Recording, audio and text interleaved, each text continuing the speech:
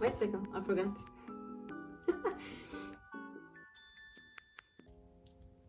Okay, I'm starting again. That I don't like about China. No, overall, it's a nice place, but like any other country, it has its own disadvantages too. I'm gonna talk about those. I won't tell everything because there are some more few things that I kind of don't like, or it's a little bit more like makes my life difficult, I would say. But it's okay. It's okay. So these are just for now. And also, I will record another video where I talk about the things that I like. So don't come at me. Anyways, let's go. The first one is inconvenience. What do I mean by that? China is overall like a convenient country, but as a foreigner in here, like some things are just different for you, like in another country, because different paperwork. I mean, like you need to go to a different place, and that kind of stuff. Like literally, no one knows about that. Even though you go to someone you think they know, they don't know. For example, let's say like you have to go to a bank. Probably like the manager at the bank, I don't know, they will probably like deal with your problems, because usually an average officer, they don't know. So you need to find a person who's actually good at that. But like you don't have to find it, because you just ask people help anyways. But like this kind of stuff makes it a little bit like inconvenient and more difficult, because for example, like sometimes you go like, oh, do I have to get this paper? And they say no, you don't have to, because the local Chinese, they don't have to, but you have to. Second one is society. That overall you're not a part of the society. It shows, and people are aware of that too. So it doesn't matter. I'm quoting my best friend right now. She says, even though you stay in here for like 50 years, you will never be the part of the country, and she is right. It doesn't matter. You can get married to like a Chinese person. It doesn't matter. Like you can speak perfect Chinese still. You're a foreigner and you will be constantly reminded of that. But I think this was normal, because an average Asian person, they can I don't know, maybe their parents migrated to United States like back in the 80s. Still people ask them like, where are they from? I mean, so I think this is normal, but it's a little bit, like it may be a little bit problem if you want to live in here for a long term. Yeah, I'm taking a look at my notes. It says what I said. Yes. Additionally, for friends, well, you can make friends, but like only 1% of the country, I would say, is okay. Like you can be friends. The rest, first of all, like 70%, you don't have access to those people. They're like living in a village. They're just like outside of your social circle. The rest, 20.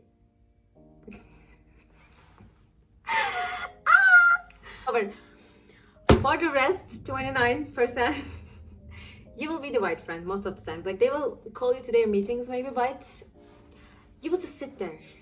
I don't know. Maybe they're also not close friends, but like I don't know. I think like the friendship dynamics in China is a little bit different. Chinese people are so introverted. They're so, I can understand. They work so hard, and I think like the family dynamics in here, like families are so cold to their own child. So maybe people don't know how to bond. I don't know, but this will affect you too, because you will have real hard time finding friends, not acquaintances. Like you can find some. Like even for that, people won't want to meet you for the second time. By the way, after taking photos, you're done. Like I don't even know how many people I just like met once, and then they uploaded a photo with me, and then that's all. That's all. People are nice, and like they will be interested in you, because like you're a foreigner, like you're coming from a different country. Like old people to young people, like, and also like especially old people in here, so extroverted. So like you will talk to a lot of people. The problem is they kind of don't care to get to know you in a deep level. So it's kind of like lights. What I wanted to say was, Chinese people actually want to be friends with other Chinese people, and especially like people who has a lot of similarities to them rather than a foreigner. And from what I hear and see, even though you're overseas Asian, it's still not enough. Third one, related to the second one, it's loneliness, of course, and also the dating market. The dating market is in here is literally terrible in my opinion. I'm sorry, especially if you're a foreigner. Like doesn't matter gender, your gender doesn't matter. Okay, like I'm saying this, but like it's literally the same for men too, from my observation. The market has a lot of things that I can talk about, so maybe I can talk about it later. I don't know, but it's insane. I can talk about it later. Yeah. But for the loneliness, yeah, Chinese people are so lonely. So as a foreigner, when you come here, you will also most likely like you will end up lonely, or you will just like, again, having deep bonds is important. Like you can have friends what people call, but it's actually acquaintance is what you're meaning. But that doesn't feed you. That doesn't feed your soul. And in here, you already don't have any like family or any close friends that you can have access easily.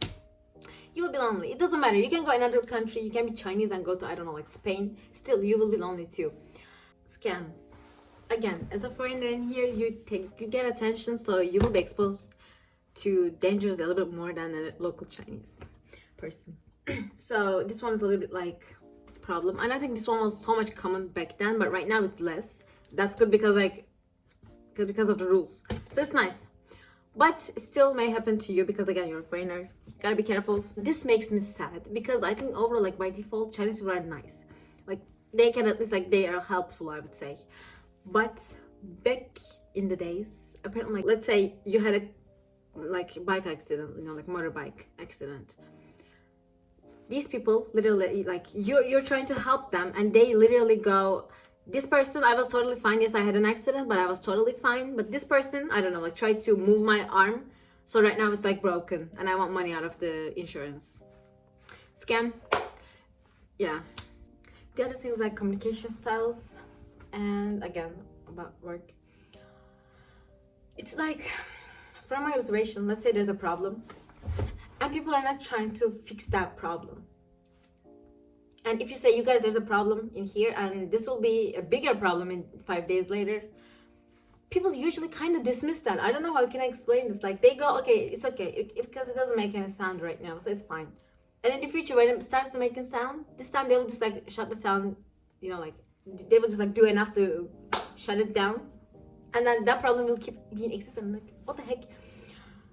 This I don't understand. The other thing is, especially if you're at the bottom of the hierarchy, you have zero saying over anything.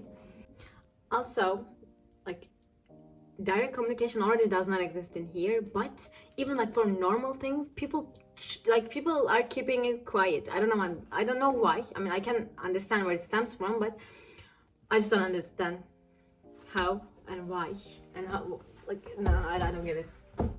It's like there was a Korean flight, I forgot, but like that flight literally crashed because the first officer didn't talk about the problems that he was saying to the captain, because again, like he's captain and this guy's like first officer.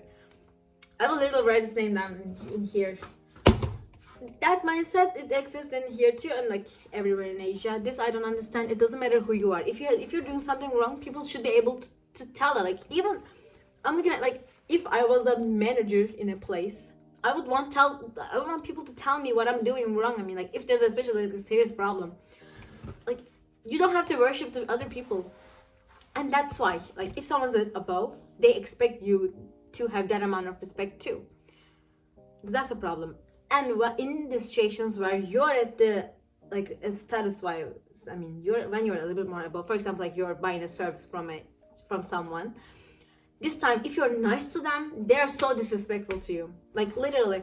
For example, in my country, if you want to get things done, you have to suck up to people. But like in here, if you want to get things done, you have to be so, like, literally cold and like distant, and like being smiling at people or like being nice, people who are working for you, is literally, you will be the last one to get that thing done. Literally. Zero priority, and they will disrespect you. I don't know why. I can understand, but again, it happens in here. Whatever. From my observation. The next thing is, not everything, but I think there's a bunch of things, like a lot of things there's produced in here is a little bit low quality. I'm sorry I said what I said. And this is a little bit concerning sometimes, because you guys, I say everything. And when I say everything, I mean like the food too, you know? Like the quality standards are a little bit like slightly lower. Why is that? It's because of the crowd. Like there's an intense amount of people in here. My friends, he told me this, and I was like, this makes sense. There's so many people in here. So you gotta keep the system in rotation. I mean, like, people need to buy, use it up, and then throw it away so they can buy a new one. So another person can keep working for producing the new one, because again, like 1 billion people, you gotta like feed 1 billion people. So speed and efficiency is so much important than quality. So, and you see it with everything. Like, you get something and you go like, oh, this is so good, you know, it's so efficient, this, that, but like, oh, it's so thin, it's paper thin stuff. Oh, additionally, things that I didn't mention, there's insane amount of consumerism in China and materialism. I think we can talk about this in the dating market because I think it affects that one too. Yes. And the last one is, this one is like so light. What is the privacy and exposure? What do I mean by that? Again, 1 billion people. So, like, you walking in the street, someone will hit you, they will keep moving on with their life. They won't say sorry. And I think this is totally fine, but like sometimes it's a problem. Why? Because like, for example, you're staying at home, for example, and then like landlord just like asks me, hey, I'm coming. And they come and like enter my living space. And I'm like, what the heck? I mean, what? For example, in my last home, there was something going on with my neighbor, not me.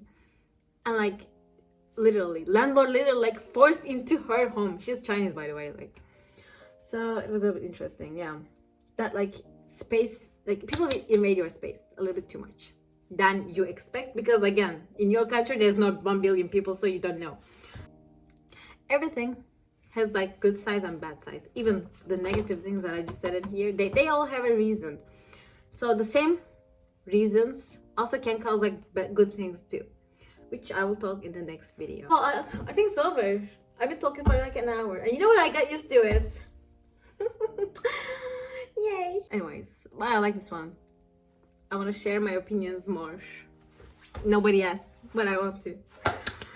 Anyways, thank you for listening. I have to go right now. I have to go outside.